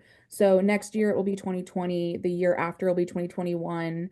So don't memorize that year. I always just go back on their website and look. But this one is fairly attainable in terms of academic eligibility as well as status eligibility, and is one that I think we see our ULEAD students receiving the most of like the scholarship programs that we talk about. Again, we're so lucky to have Christina Harris with us. A next one is the Bonner program. This one, ULEAD does work really closely with this program, especially their partnership with Berry College. So that is definitely the college that comes up the most with our ULEAD students. But this one's more focused on community service. It is eligible at 64 schools across 24 states, and a lot of them do meet full financial need. And so that's just another option to look at. Again, what might fit one person may not work for another. So it's just kind of exploring the options and seeing what your student might be eligible for. But each school will have their own requirements and deadlines. So just keeping note of that as you work with these students.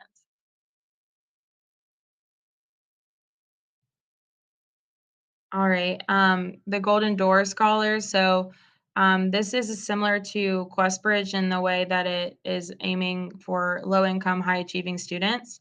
But the big difference is that the students either have DACA, TPS, or underdocumented. The deadline is in September every year. And again, those students do have to apply directly to those partner schools. And you're working both with the scholarship program as well as the school. So it's a collaboration between those two programs, but just another option for you to look at. And again, I know it was mentioned, but we will have this sent out. So if you're like me, you'll go back and look at it later, but just kind of taking in the info now, but just wanted to add to your list. And I appreciate all the people that were saying they couldn't hear the announcements. um, just a few other resources that we won't go too much into. I'm sure y'all have heard of many of these, but just some other outlets to look at if you want some other options for your students, or the ones you looked at weren't working or they didn't necessarily meet the requirements for it. So ULEAD Athens is one of the bigger ones we have on there. That's really like kind of where this all stemmed from. So we're really thankful for what they do for our students and the surrounding communities in the Athens area, and just how we were able to kind of bring the knowledge and expertise from that to our school. Like we mentioned, QuestBridge, Jack Kent Cook, Gates Scholarship, lots of other resources out there. So there is a lot out there to help these students. It's just kind of figuring out like what even is it? Does it apply to my students? And like how do I kind of navigate this with them? So these are just a few other resources you might want to go back to later on.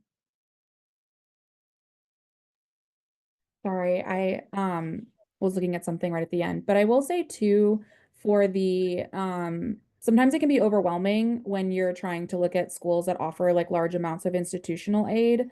I will say some private schools are really great at offering really well-rounded packages, where others are just more limited in funding, or might really only offer like merit-based.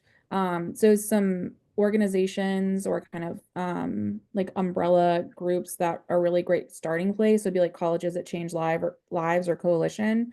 Um, as well as looking at schools that like partner with Bonner or like Golden Door or the Dream.us.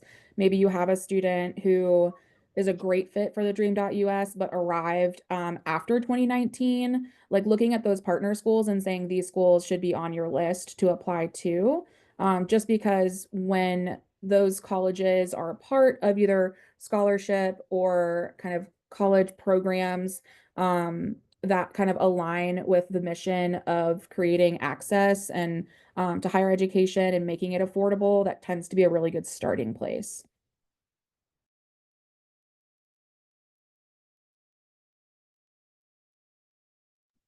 Unmute myself again, sorry. So I'll kind of bring us home. I know we did have some questions, but I did want to say this just before I forgot. If you guys do have questions, please either you can email us here at North Oconee.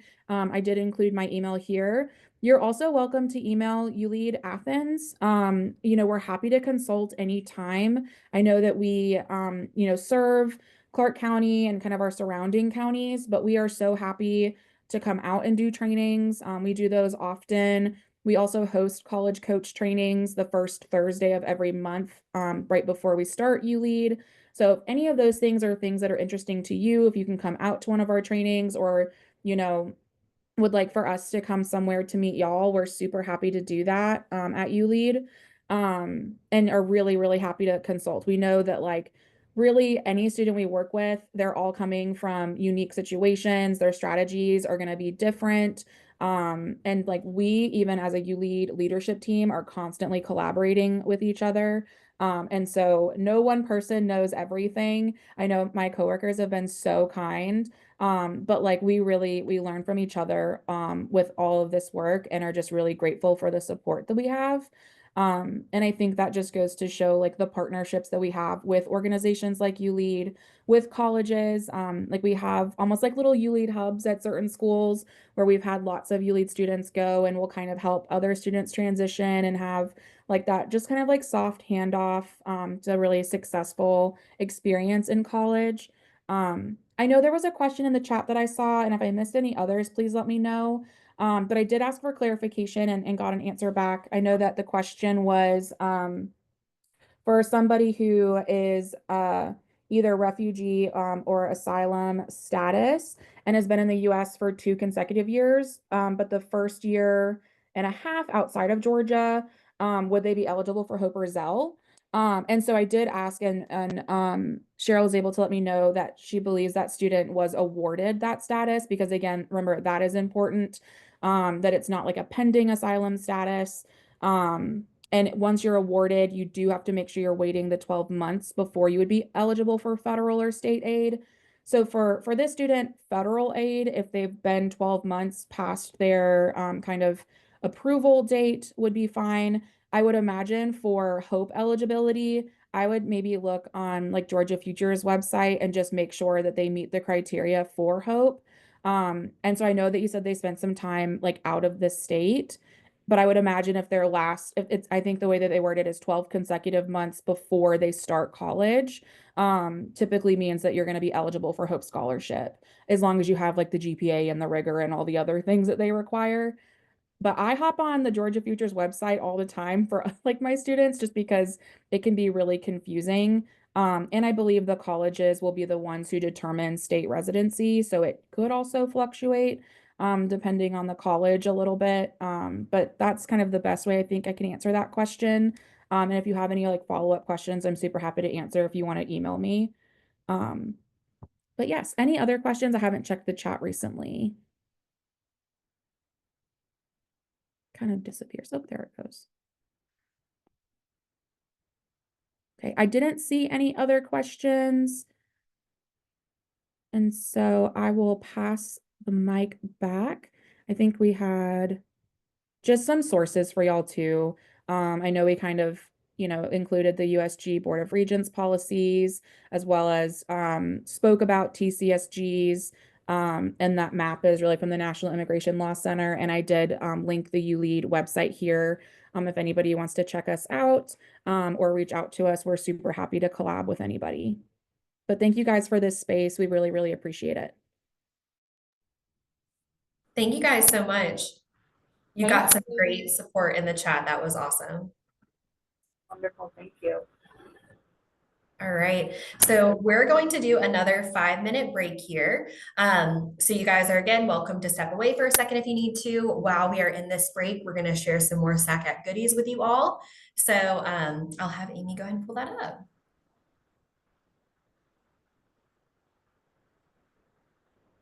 Going back to share, going back to share. Talk amongst yourselves, counselors.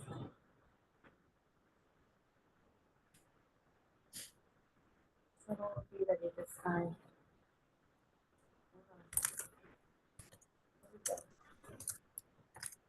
All right. Perfect. I'm just throwing it in the chat that we'll join back at, we'll say 2:16 to be fun.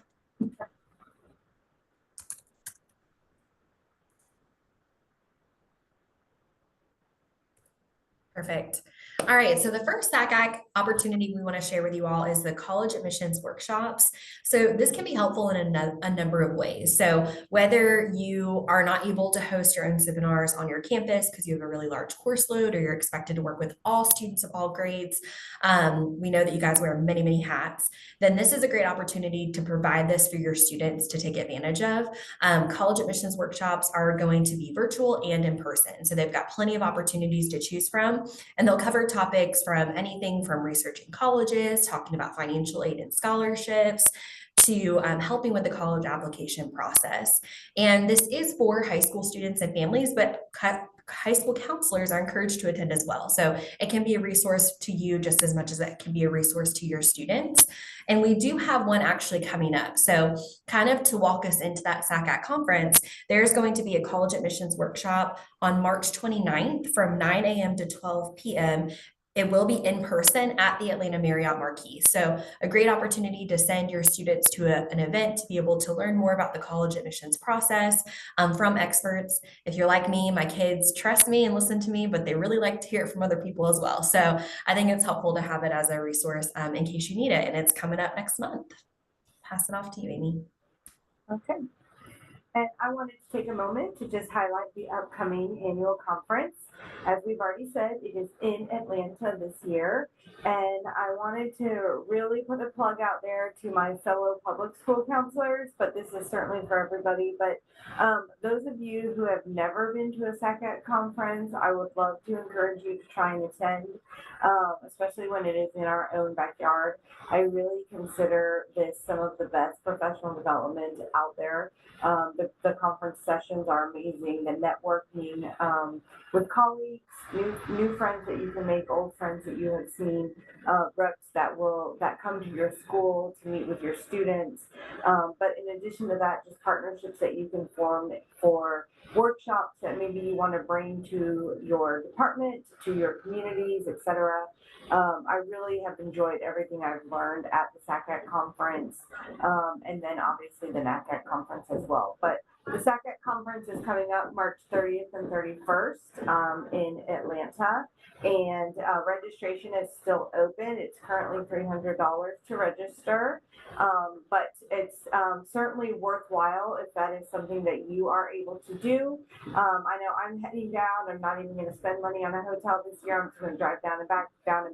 I know some other colleagues from around the area are headed down as well. So great opportunity if you are able to attend. I would highly encourage you to do so. And back to you, Karen. Yeah. And I'll just throw in there for the conference, colleges that are around the downtown Atlanta area, a few of them will actually offer some extensive college tours surrounding the conference. So when you sign up, you have the ability to sign up for one of those tours. So if you prefer a group setting experience, it's a great way to get to see some of the schools that are in our backyard a bit more in depth. So another opportunity to take advantage of. And then summer seminars. So we talked about this with the Counselor Participation Fund. This is part of what that grant would be able to cover if you did want to apply for it. But summer seminar is a 4-day workshop hosted on a college campus in June for new or nearly new college professionals. I did not get to take advantage of summer seminar, and I'm really jealous because everyone I heard who did take advantage of it has just said amazing things about it. So hosted on college campuses, the one coming up in summer of 2025 is going to be on Belmont's campus and Vanderbilt's campus. And then that is actually going to be in July. So Tuesday, July 15th through Friday, July 18th. And you'll see here some of the topics that are covered during summer seminar as well. I will say summer seminar, from what I've heard, the people you get to meet on these tours really do become kind of like a cohort of great resources throughout your profession. So an amazing opportunity to not only learn about colleges, but also make some lifelong friends and colleagues. And then there be an extra special and going ahead and telling us what's happening in 2026 and giving you dates there as well. So if you're like me and you already had to give dates for next year, you can put this on your radar as you move forward as well. And I think that does bring us to our next session, and we're kind of right at time. So we'll give a couple seconds for you guys to come right back on and make sure our presenter is good to go. Adrian, how you doing? Doing great. How are you? Great. We're so glad you're here.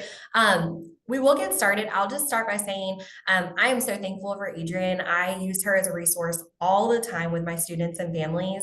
And I just kind of slid into her email when I first came to Kings Ridge and was like, I need all the help with FAFSA stuff. And she's always been ready to answer that, to assist our students. She's really quick with responses. And she is my particular area county coordinator for Georgia Student Finance Commission. So if you don't already know your county coordinator, highly encourage you to reach out because they're amazing resources. So we appreciate your time. We're so thankful to have you here, and I will pass it off to you. Perfect. Thank you so much. Thank you for those kind words. Let me see. Let me share my screen.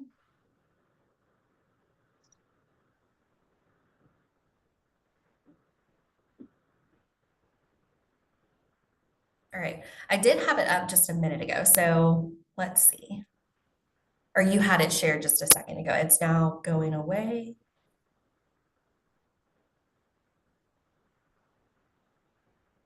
Let's see. Amy, we may need to make her a presenter again.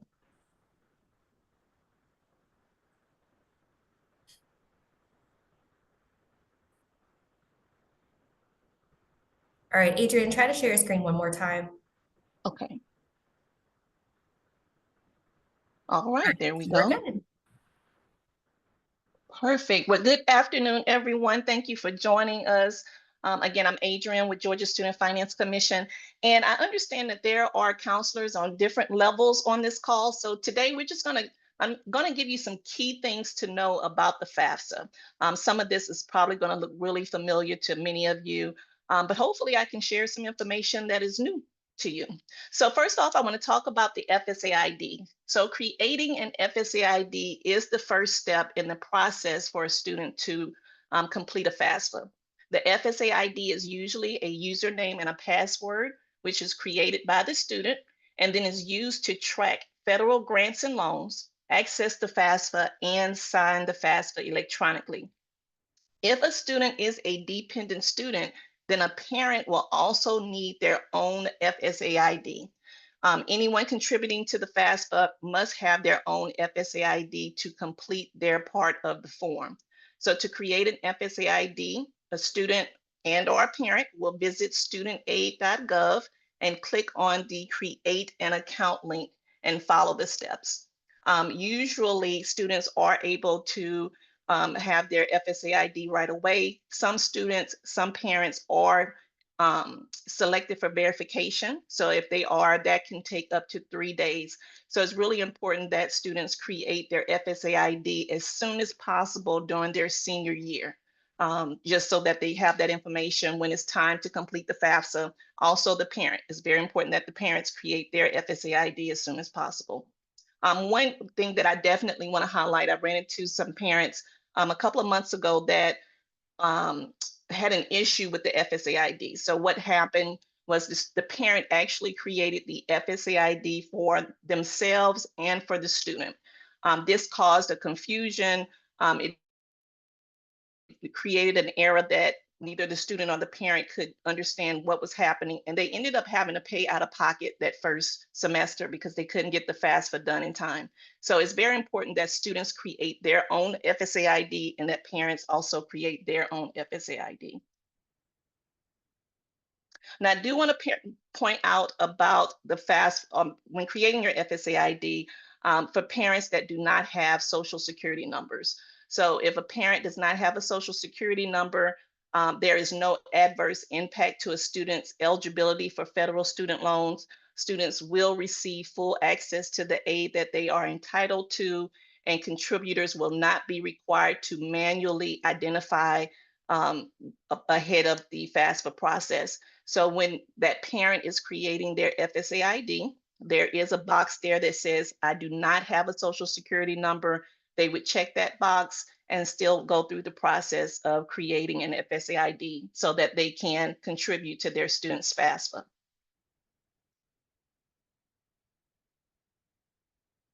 Now, the FAFSA is simply a form created by Federal Student Aid, and FAFSA stands for Free Application for Federal Student Aid, and is one of the key ways to access money to pay for a student's education beyond high school. The 2025-2026 FAFSA became available in the late part of November 2024. So families with students heading to college should fill out the FAFSA as early as possible. Many need-based grants and scholarships are dependent on the FAFSA, and some are first come, first serve. So sometimes we hear parents say they don't feel like they need to fill out the FAFSA. They do not feel like they'll be eligible for any financial aid, or their student won't be eligible for any financial aid. I do recommend just letting those parents know that a lot of schools use the FAFSA for their academic financial aid. If the student is receiving an academic scholarship or an athletic scholarship, a lot of schools will require the FAFSA is on file. So that's just something to keep in mind. The application is free, so a student should never pay for any assistance to complete the FAFSA. And just a little information about how long it takes. So the FAFSA process is a lot faster than it used to be. Usually I've sat with students and completed their part of the FAFSA in 15 minutes, 20 minutes. So it's a pretty fast application. Once again, the student will need an FSA ID. Students will need access to their financial information if they worked in 2023 or whatever year that FAFSA is asking for. Also, parents will need their personal and financial information.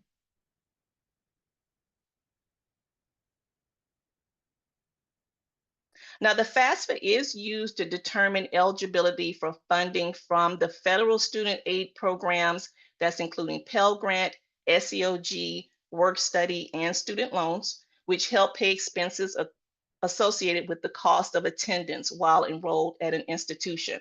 Now, for students attending HOPE eligible institutions, some of the information from the FAFSA is also used to determine eligibility for Georgia's HOPE programs, which of course include HOPE and Zell-Miller scholarships and grants.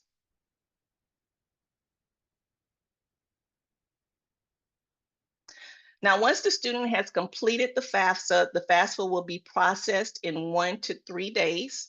Students will be able to view their FAFSA submission summary, and it will include the Student Aid Index, which is an index number used to determine federal student aid eligibility.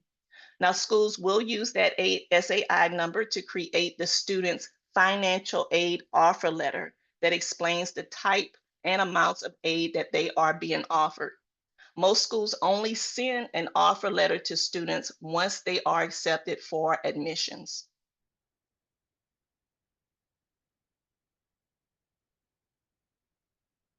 Now, as I mentioned earlier, a student can apply for the HOPE program in 1 or 2 ways. They can complete the FAFSA to apply for HOPE programs, but the student can also complete a GSF app. So the GSF app stands for Georgia Student Finance Application. It is located on our website, gafutures.org. And the GSF app is a one-time application for state financial aid only. So to complete the GSF app, the student will access their GA Futures account, we definitely recommend students completing the FAFSA and the GSF app, because the GSF app is such a fast application, usually takes only a couple of minutes to complete it. Financial information is not required for the GSF app. It's a one-time application. It is valid for 10 years. So for some reason, their second or third year of college, the student forgets to complete their FAFSA. If they are still academically eligible for HOPE or Zell Miller Scholarship, and they have completed the GSF app, their HOPE or Zell Miller Scholarship is still going to be on their account. Now, of course, their federal financial aid will not be there until they complete the FAFSA, but the GSF app is going to be there for 10 years. Now, one resource I definitely want to share with everyone, again, I understand there's counselors at different levels on the call, so I definitely want to let every school know that GSFC provides to eligible institutions, and that's high schools, the GSF app and FAFSA data report for the current class of seniors who have completed the GSF app and or the FAFSA for their college freshman year. Now, high schools may use this data to help promote the need for students to submit the GSF app to apply for state aid and the FAFSA to apply for federal and state aid. Now, the GSF app submission date indicates a student has submitted a completed GSF app. The GSF app submission information is real time. So once the student submits the GSF app, the submission date will show on the report within minutes. The financial aid office of the college that the student attends can also access the information and will determine state eligibility. Now, for the FAFSA portion of the report, it will take a few days from the time that the student completed the FAFSA. The report is updated daily as federal student aid files are provided to Georgia Student Finance Commission.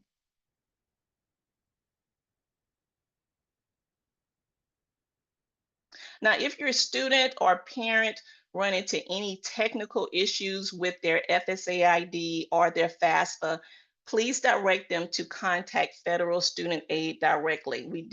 I do see those issues quite often, especially when parents created an FSA ID some years ago. They don't have access to the email address that FSA ID was created with. So there's quite a few different types of technical issues that can happen with the FAFSA and the FSA ID. So please do recommend that students or parents direct their question to Federal Student Aid directly. They do have, that's the phone number. They have an email address. They also have a live chat, which I myself use more often than calling. I just like the live chat. Usually someone pops up on the screen in the first couple of minutes. So it's a great resource. Also keep in mind that their hours of operation, they actually offer FAFSA support until about 10 p.m. Monday through Friday, and then they're also open on Saturdays.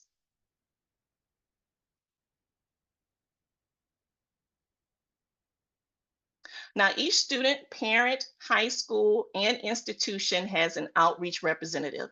So please let us help your student plan, apply, and find affordable ways to pay for college. To make an appointment with an outreach representative for assistance with the FAFSA or for information about state financial aid, please visit our website, gafutures.org, and select the tab for About Us. You can also email us at outreach@gsfc.org. And also don't miss out on our great brochures that we have to help with the FAFSA and the college preparation process. Visit gafutures.org. All of our brochures are available in digital format under the resources tab. And that is it for me. I'm going to open the floor for questions and turn it back over to you, Kaylee. Thank you so much. We really appreciate all that you were able to share. If you didn't see the chat already, you got a ton of shout outs. People love you and all the help you're giving them. So shout out to you. Oh, wonderful. Thank you.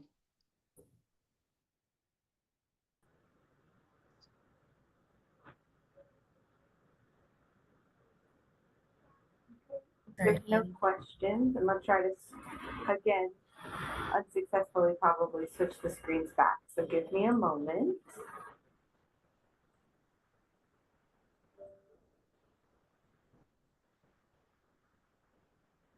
Did it. Yay. Okay. So before we wrap up, I wanted to bring somebody else to our screens, or to our microphones at least, from State and Area Initiatives. We are so excited to have Darren Morgan with us here today. He is one of the co-chairs, and he wanted to come on and bring us some reminders and some welcomes and thank yous from SACAC. So we'll turn it over to you, Darren. Hey everybody, I'm Darren Morgan, the Executive Director of Arkansas Commitment, but also one of the three SAI co-chairs.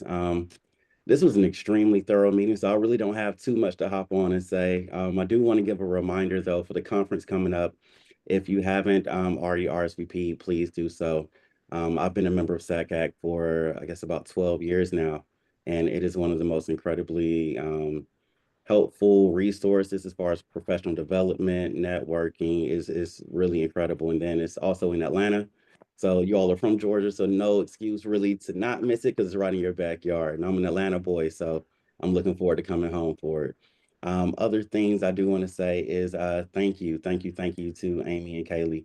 I don't think people realize how much work goes on behind the scenes in building these workshops. To put together 3 hours of speakers, presenters that are also incredibly timely and helpful with everything going on right now in the current state of higher ed. So thank you all for putting those together. From Renee, the trio of Christina, Mackenzie, and Jody, and our other committee volunteers and board members. I believe I saw Ebony on the call and Anna on the call. So thank you all for coming out and just participating in this event. Look forward to seeing you all in a couple weeks at the conference. Fantastic. Thank you. Appreciate that, Darren. All right. You all take care. Thank you. Thank you. Yeah, so thank you all once again. We're just so appreciative that you joined us. We know sitting in front of a computer can be a little boring, but we hope that the information that came to you is everything but that. We are hoping that we can get this information to you, the recording, either through an email from the executive assistant or just at least directions on if it's going to be a YouTube post or how that is, but we will get you that resource form that Renee shared. And then if you guys have any questions, we are happy to direct those to the panelists themselves. If you missed their email, we have put our emails up here for you. You can find us any way you need, but we are happy to get those answered. And we hope to be able to see you guys at the conference. We know we can't see your faces, but you can see ours. So if you see us, please come tap us, just say you joined.